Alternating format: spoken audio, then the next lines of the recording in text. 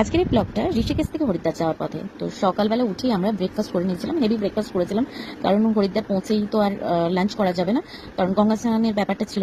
তো heavy breakfast করে আমরা বেরিয়ে পড়লাম সবাই মিলে।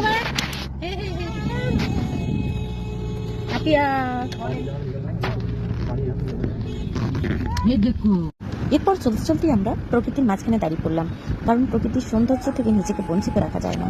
এত সুন্দর পরিবেশ লাগছিল, চারিদিক গাছ গাছালি, হ্যাঁ সুন্দর, আকাশটাও নির্মল আর সবুজে সবুজ, সত্যি ভীষণ ভালো লাগছিল।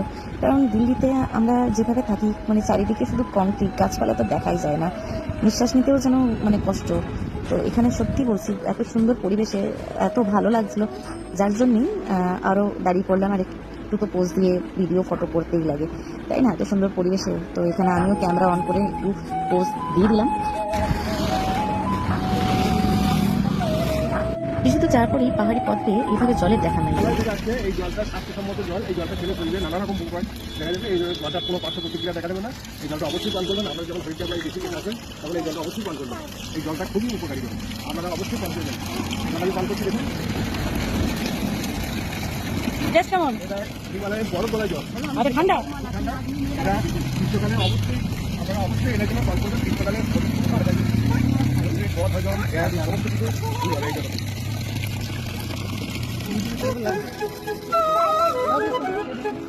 এক উপরে খাও বাবা, সাইড আসি, গাড়ি আসছে।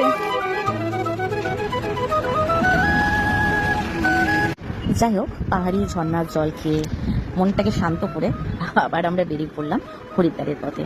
আর চারিদিকে গাছগাছালি পরিবেশ, সত্যি বলছি আমি না ক্যামেরা বন্ধ করতে পারছিলাম না। আমি মানে প্রতিটা মুহূর্ত, প্রতিটা মুমেন্ট, প্রতিটা মানে প্রকৃতির দৃশ্য আমি ক্যামেরাবন্দি করার চেষ্টা করছিলাম। কারণ সত্যি বলছি, আমার দিল্লিতে মানে মাঝে মাঝে না দম বন্ধ লাগে। তো আমরা পৌঁছে গেছি ত্রিবেণী ঘাট।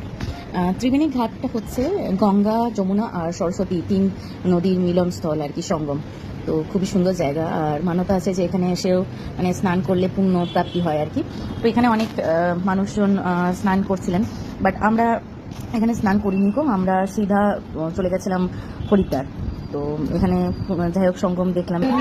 ত্রিবেণী ঘাট, এই ঘাটে তিনটে নদীর সংমিশ্রিত হয়েছে, গঙ্গা, যমুনা, সরস্বতী। এখানে খুব মনোরম জায়গা, আপনারা এখানে এসে খুব শান্তি পাবেন শরীরে। আপনারা এই গঙ্গা নদী স্নান করলে আমাদের শরীরে সমস্ত পাপ হয় হবে। আপনারা ঋষিকেশ হরিদ্বার এলে পরে আমরা ত্রিবেণী ঘাট অবশ্যই আসবেন।